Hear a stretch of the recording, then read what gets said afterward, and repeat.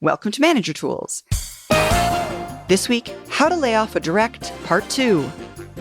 The questions this cast answers are, what do I do when laying off an employee? How do I prepare for a layoff? And what should I say when laying someone off? Answers to these questions and more coming up. If you're considering bringing Manager Tools to your organization, and your organization happens to be one which is overseas to the United States, you may want to try to schedule it when we're already going to be in your general area. We'll be in Europe mid to late June and Australia late April to early May. And pairing your training with when we'll already be there saves you the travel costs to get us from North America to your location. Don't worry though. If these timeframes don't work for you, we're always willing to support you. There may be additional travel costs, but we're overly willing to attend. So be smart, plan ahead, and for more information, you can reach out to Maggie on our team at maggie@manager-tools.com. We're going to help you guys prepare for these meetings should you be called into one. We want you to be over-prepared should you need to be. So to prepare for our Steel Cage Deathmatch meeting, you need data about results and, to Kate's point a moment earlier, about relationships. This is what you're seeking in your preparation, results and relationships. First thing we want, as always. Yeah, exactly. I know. Sounds like us every other day. So the first thing we want is data about results against externally recognized deliverables. This is just the starting point. I mean, this is step number 1. It's not enough to just say how good your people are for the stuff they're measured against. We start with the stuff they're measured against, which others who will be in the meeting with us, the manager at this point, see value in. We have to ask ourselves, what are the accomplishments of each of my directs that are going to be of particular value to the other people in the Steel Cage Deathmatch meeting with me? Persuasive, right? We want to be persuasive. So you've got to think about all of those things your directs have done that others will see value in. Others will say, oh my gosh, yes, that thing, I was so good, or that, yes, I need more of that. Those kinds of things. And we've been talking about this a lot recently, y'all. We've been talking about measuring. We've been talking about looking at what your directs are doing, performance. We've been talking a lot about performance communication. However, we've been talking about setting goals as well. Mm-hmm. All of those particular goal settings, those, oh yeah, we got to measure this. We got to talk about this performance. Those are places where you could be focusing here. And so this is all of a piece. You think about your team, you think about its outputs, you think about what your people are doing and how we measure it and what those numbers should be. And in my mind, it's like a Venn diagram. It's like your team does this other team overlaps a little bit with it there. And those are the places to look for some of these externally recognized deliverables. Who else is in this meeting? Where's that Venn diagram coming from? Because piece 2 then is data about results against non-externally recognized deliverables. So what have your people done relative to their core job performance measures that still matter, even if others aren't aware of it? Even if it doesn't, the other team doesn't necessarily use that output or it's not in that overlapping Venn diagram. What are your people required to do? How well have they done it? Again, performance management or performance measurement, y'all. And then there are things that are done that benefit the team while important to you that may not be the metrics that sell this to others who are going to be in the meeting. And we want to be aware of those. We need to know those metrics. Yeah. Be very careful about touting results that are not against deliverables if you haven't first made the case for their recognized responsibilities. There's this kind of like recency bias where we have this habit of valuing things in the moment that are helpful or make sense. Here, we want to look at the bigger picture to make sure that whatever we're touting to others, especially in this meeting, has value beyond our narrow view. Not just things that you as a manager value in your people, things that are measurable to other people that you can, I guess, relate to these other people who are attending this meeting is another way for me to say that. Because we're starting with data and we just have to choose things that first are externally recognized deliverables, and then second are non-externally recognized deliverables. So these are two things to know about your people and their output, essentially. Mm-hmm. Then there's weaknesses, which, okay, hey, you didn't think we weren't going to talk about what else you need to write down.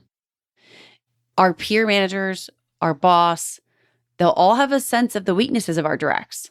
In fact, maybe they have a better sense because we sometimes you think more like positively about your directs. Sometimes, right? Your boss, your peer managers, they know where your directs have weaknesses. Those weaknesses are often inflicted heavily on your peers, your boss, things like that.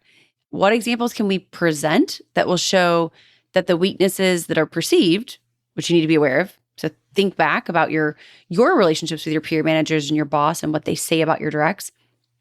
And can you talk through those weaknesses and show that they're not significant enough to act as a mark against them? Yeah. Acknowledge the weakness, but put a positive spin on the weakness in a way. We want an awareness of the weakness, and we want either proof that we're working on it or that it's not a huge detriment. Exactly. The strengths outweigh the weaknesses. Mm-hmm. Right. And that's the data against their deliverables. Right. And then there's relationships. So it's not enough to know our directs. It's not enough to know their strengths and weaknesses, which we need to know. It's not enough to know why they deserve the job. It's not enough to know, believe, or even think that in a fair fight, they're the best person to stay or get promoted. We have to have created the relationship between ourselves and our peers so that they'll believe and be able to hear us when we talk about our directs and when we're discussing promotion of our directs. We need them to see our directs as being those beneficial individuals. Right. We need to have a relationship with our peers that allows us to be convincing, persuasive. Yeah. Right. And that means, and it's harder because they're trying to say, oh, my directs are awesome. Yeah. And we're trying to say, oh yeah, so are mine. Yeah. The first three pieces here about knowing your directs. Right. Right. How are your directs doing? Mm-hmm. And yeah. Then there's the people in the meeting. Exactly. So if you're reading this right before the steel cage death match, you may have left out a key part of the persuasive equation. Yeah. Going back to the pre-wire, right? You may not have gotten to the pre-wire piece of it. And there's nothing we can do about it now. I mean, we are where we are. You haven't got that piece down, and that's okay. Now, hopefully, at this point, again, if you're listening to this right now and you're going into imminently that steel cage deathmatch meeting, you're not going to be running around and trying to find all the data that we've just been talking about. Hopefully, you're going to have some of that under your belt as well. If you've not got that either, we may have a problem. But maybe you're really, really good. Maybe you can pull it off. What would have been better, though, is if you'd have been doing peer one-on-ones all along. Having those relationships. The best time to plant a tree was 20 years ago. Start doing peer one-on-ones right now. Even if you do not see anywhere in your near future a steel cage deathmatch meeting or potential layoffs, start doing them now. You want to have those relationships, and you want to be constantly talking to your boss about your directs, right? You want to be constantly sharing with your manager the value of your directs, sharing your directs wins so that they can tell far, far, far in advance of needing it that your directs are keepers. These things aren't things you can do in the moment. You need to have been doing these over the course of time. Yeah. This is the time where we've been giving guidance for years about having a strong internal network, having good relationships in your organization and externally. Imagine if you're a manager who has fantastic results, like just fantastic. If you go into this meeting there is a chance without any internal relationships that your directs will suffer, even with fantastic results. You know, you've got your data about their deliverables, internal, external. If you don't have any relationships, there's a chance, and I hate to posit this, what if though nobody likes you and your team? Your metrics are fantastic. If you don't have internal relationships, you could end up in a situation where your directs are suffering because this meeting, people are against you because you don't have any friends. Yeah, because you don't have any friends. Yeah, you don't have the network needed to support your team. We've said this so many times, y'all. It's not enough to create results. It's not, because at some point, the relationships you have, they're not, from the lower levels, it's viewed as politics. But at some point, the relationships you have become the things that make you and your team able to stay part of the organization or survive layoffs or things like this. This is why we've been saying this whole time, so that you don't suffer in this meeting, because you need friends in this meeting. That's exactly it. Genuinely. I mean, if for no other reason. So if we were talking earlier today, we were in a meeting and we said, high D's win. Yeah. Like, there are managers out there who all they care about is results and they love to win. I guess maybe since that manager usually ends up with a retention problem, it doesn't matter to them if their people get laid off. However, think of it this way. If you're a manager who really, really, really cares about results, the people you have now are good at building those results. Yeah. You want to keep them for that reason. You will not win this meeting. And you like to win, right? You won't win at this meeting if you don't have the right internal relationships. And I'm going to trust that the manager who deeply cares about results is measuring enough to know what to bring to this meeting in terms of their directs metrics. And y'all, we're supposed to be measuring our directs metrics all year long, and we're supposed to be checking in on those. Hopefully you've got some that you know that you can take to this meeting. And some of that guidance has come out pretty recently, but we want to work with our boss to have a good relationship. We want to work with our peers. With your boss, if your boss isn't doing one-on-ones with you, you can ask for a weekly update meeting. There's a CAST for that. If you can't get that, we understand. Send your boss a monthly report highlighting your performance and your direct's performances. Sure, she may only look briefly, and it will make a difference. Yeah. It'll give some insight, and it's something that probably your peer managers might not be doing. I was going to say she that. has more thought about your directs on a regular basis, semi-regular basis. So that's good. So let's start there. Let's start with improving our relationship with our boss. And with our peers. Communication. Oh, for sure, with our peers. More communication with them, right? Reach out to them for peer O3s, which again, we have a podcast for that. And maybe not all of your peers are going to agree to it. Maybe not all of them want it. But some of them are going to want it. And again, to Kate's point, make sure that your directs are part of regular communications so that they're top of mind, if nothing else. All of your peers should know everyone in your team's name and kind of what they're good at and where they're succeeding. Because you want those people to, when it comes to these types of meetings, say, oh my gosh, yeah, I've heard about that person. They must be good. Because there's going to be plenty of peers who have directs, and none of the individuals in that peer group are going to know those people's names. Yeah, I've never heard of that guy. What are you talking about? I've never heard of this person. You want your peer or your directs to be top of mind for your peers. And you can't do these things overnight. These sharing all these kinds of things, getting your peers or your directs top of mind with your peers, your directs top of mind with your manager. You can't do it overnight. Start now before you need it. Yeah. It's like the thing where we say, hey, you should reach out to your network.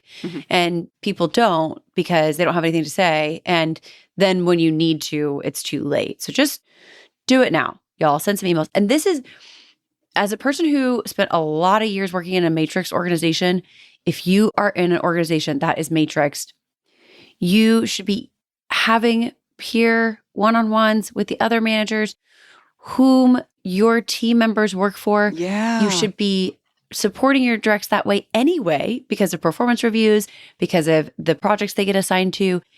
If you're in a matrix, this is so much more crucial, because in a matrix, you're even going to suffer more in these meetings because the other, the people who stay, y'all, they might not end up on your team. Other managers might end up, yeah, sure, your team member gets retained, but they might end up going to the other side. I've seen it happen. It's not ideal. You should know well enough what your people are working on. And sometimes if you're in a matrix, you don't have a bunch of access to your team members' work. You don't see it all the time.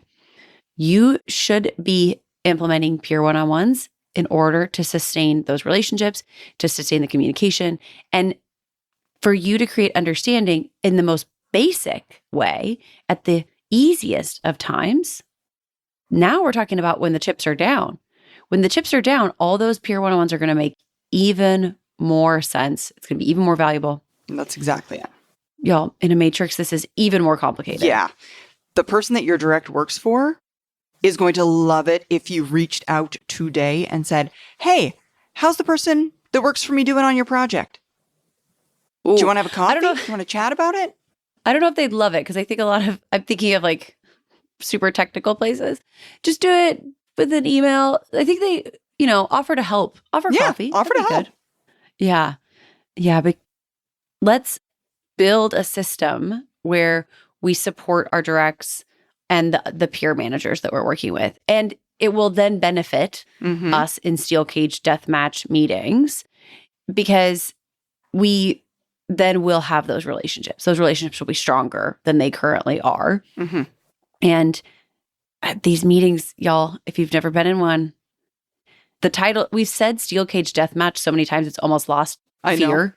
Yeah. It doesn't sound scary. Listen to those words though, y'all. I mean, it's real. There's teeth. There's teeth. There's teeth. Watch out for the teeth. Watch out for the teeth. Exactly. So another area not to lose sight of in preparation for the steel cage deathmatch meeting is checking for open positions elsewhere in the company that the folks on your team might be right for should it be required. It's unlikely. I mean, if there are layoffs going on within your organization, it's probably unlikely that there are openings in other parts, but not impossible. And it should always be part of your process, one of the items on your checklist. And folks, if you haven't been thinking this the entire time as we've been talking, you're going to want to create a checklist. These instances don't happen very often. That is us needing to prepare for layoffs and therefore suffer from, hopefully, exactly. Therefore, we often suffer from the Christmas rule. That is because it happens rarely. We haven't a process and therefore are terrible at it. What that means is you should be coming up with a playbook. I mean, as you're listening to this podcast, a checklist, a playbook, what are the things that I need? One of the things to put on that checklist in that playbook is, are there open positions in other areas of the organization? Because you want to be sure that you're aware of all of the opportunities that your folks could meet should something happen. Yeah, if you have it on your checklist and there is a time when it works out and there's a opening in another city or something, then hey, you won't miss it. Yeah, which means, you just have that extra layer. So look for open positions elsewhere in the company. And then again, prep before the meeting, meet with your peer managers and make cases for your key people. Top performer, maybe your second and third guy. Yep. Think about your key people, prepare your cases, ask for your peer manager's support during the meeting. Yep. And offer your support for their valued team members during the same meeting. We're essentially trading votes here. Yeah. Favor economy. This is a favor economy. You got to have each other's back. Absolutely. You cannot fight this fight alone. No. And especially because there are other more experienced managers who are supporting each other, who have been here before and who are prepared enough based on their experience to know that trading favors is the way to go about this. And if they're going to trade, we're going to trade. And we're going to do this because it means keeping our people. It's not even a trade, a favor for ourselves, although it will benefit us. And of course, that is accurate. It's a trade. It's a favor economy benefiting our directs. Exactly. We're protecting the folks on our team. as best we can. Exactly. As best we can. And there's another option here too that is really something that might be valuable to people. There's a cast, of course, for creating baseball cards for your people to help you keep the details straight and to know things about them. And if you haven't been through the baseball card exercise, it's an executive tools podcast. It's very, very helpful. It's not easy. I would suggest it asks a lot of a manager in terms of being honest about a person and their capabilities and credentials. And if you haven't done it, you might consider it and then consider using those, updating those. It might even be a time, like if you don't think layoffs are coming for you, consider doing the baseball card exercise. I almost said experiment. That's not right. Exercise. Close, but not the same. Consider doing the exercise and then shoring up those maybe weaknesses that you see for your team members and shoring up maybe your own weaknesses in measuring against their internally and externally delivered or recognized deliverables, because we're going to take those to this meeting. That's exactly it. So we're going to prepare for the meeting, for the horrible, horrible meeting. For the horrible, horrible meeting. Hey, y'all. If you're thinking about coming to see us, we'd love to have you at our Phoenix event, March 14th and 15th for an Effective Manager and Effective Communicator conference. Also, added bonus, if you're a baseball fan, spring training is happening in Phoenix. And if you've never been to a game and sat out on the lawn with your favorite team playing, it's a great experience. And you can pair it with some manager tools stuff. March 14th and 15th, EMC, ECC in Phoenix, Arizona. Register online at manager-tools.com/training. Something to keep in mind, I want to say a theme that runs through all of this, because again, you might have heard musings, there might have been a whiff of something's coming down the pipeline. Know that it's okay to acknowledge rumors. Now, there are frequently rumors, I'm going to say, about a lot of things and a lot of organizations a lot of the time, but layoffs is also one of those things. Mm-hmm. Layoff rumors are something that is pretty common. And while we hate it, and we'll discuss that in our section on confidentiality, essentially, but this isn't fantasy tools. Okay. So we're manager tools, which means we know that rumors are a reality in layoff type situations. And frankly, this kind of goes back a little bit to what Kate said when we're talking about productivity and getting results. Productivity plummets when the word layoff is used in hallway conversations. And it always is. Yeah, it always is. It always happens. Rumors are going to happen and productivity is going to plummet. And some of your team, and probably pretty soon all of your team members, are going to know that a possible layoff is coming. Now, interestingly, some of your team members will prepare for it. Some of your team members won't prepare for it. Some are going to start circulating resumes and putting out feelers in their network, and others are just going to sit and wait to see if they're on the list. But that's besides the point. Mm-hmm. Either way, rumors will happen and productivity will plummet. So our recommendation is acknowledge the existence of rumors. Say, yes, I've heard the rumors, but this is as far as you can go. That's what you get to say. Yeah. This is manager tools. Here's what you say. Yes, I've heard the rumors. Despite all of the encouragement we've given you about building great relationships with your team members, don't confuse those relationships with the fundamental nature of your role. Managers represent their organizations. Mm-hmm. And your first loyalty must be to the organization in this area, in all areas, and especially here. So we say, yes, I've heard the rumors. It's okay to acknowledge the rumors, and that's it. Yeah. Because we are setting an example of confidentiality. Mm-hmm. And all layoff actions of any type are always 100% confidential. That's absolutely it. If you're ever in doubt as to what to say about layoffs with anybody in the organization at any time, your prime directive is very simple. Layoffs are off limits for communication. Full stop. Exactly. And folks, this is, I know that not all people love it, but we've got a podcast. Our guidance is you can't be friends with your directs. And this is why.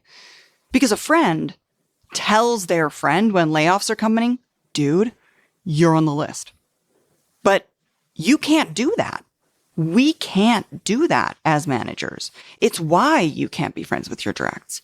And planning for layoffs, thinking about layoffs, being in meetings about layoffs, sharing what you read about layoffs, any number of those items, all of it is considered completely unprofessional and unethical when we're talking about our managerial responsibilities to the organization for which we work.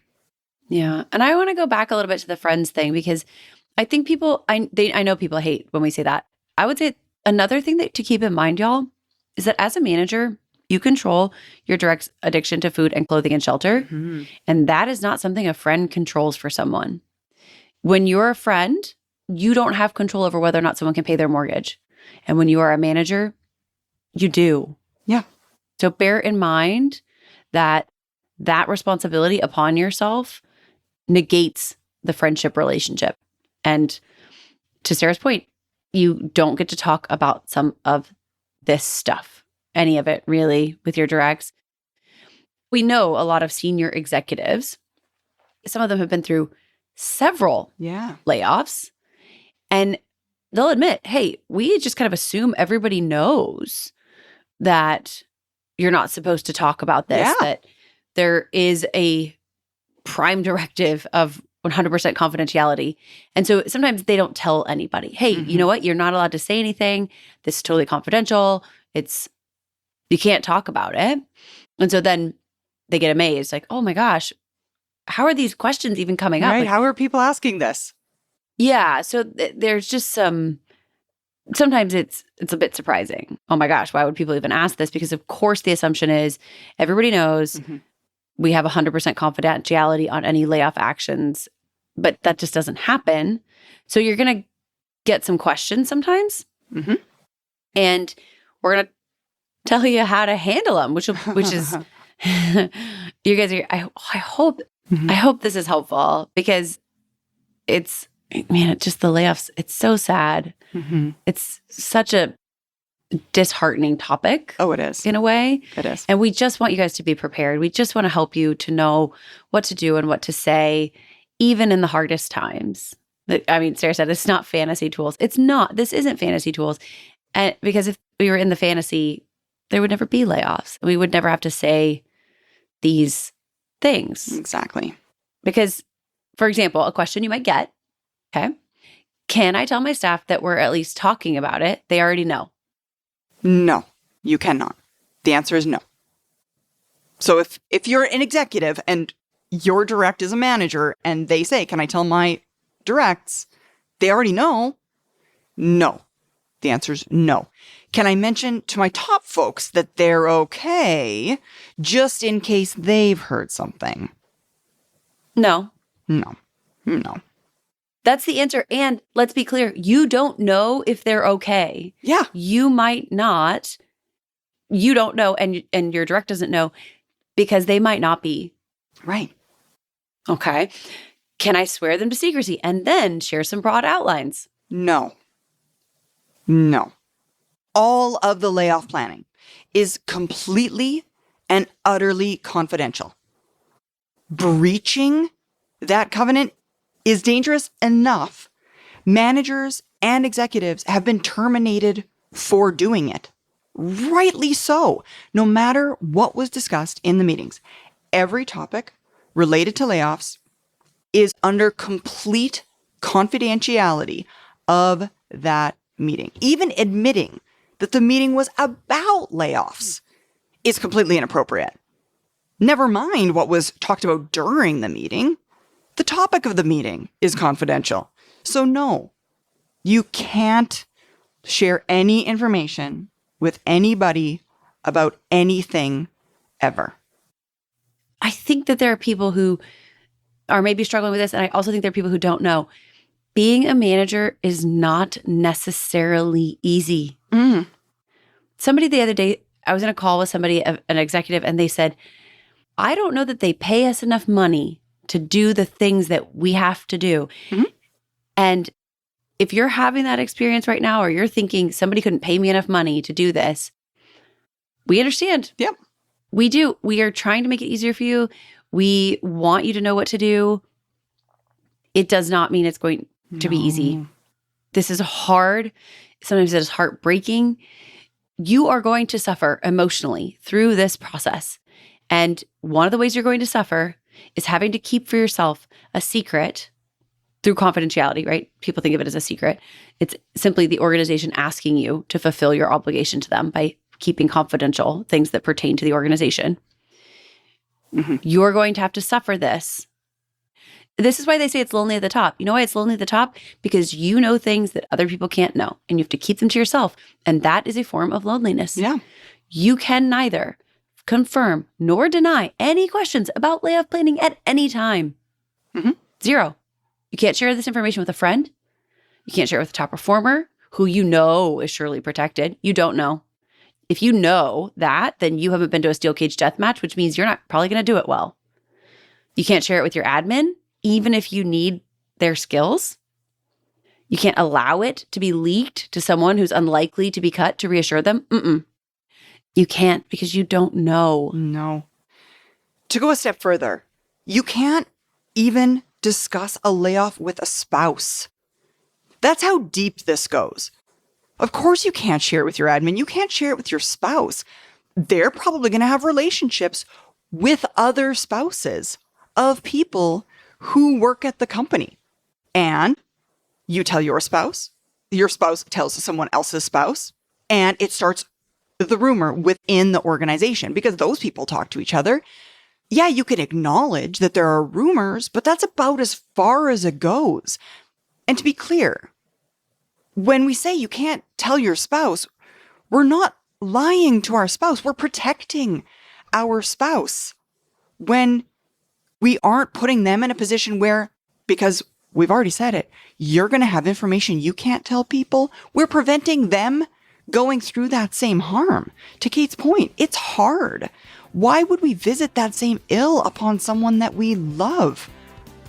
You don't want your spouse to have to be in that same position. And the way we protect them is creating a situation where they don't have to lie to someone about what they know or they don't know. That's all for this week, folks. Join us next week for part 3 of this series on how to lay off a direct.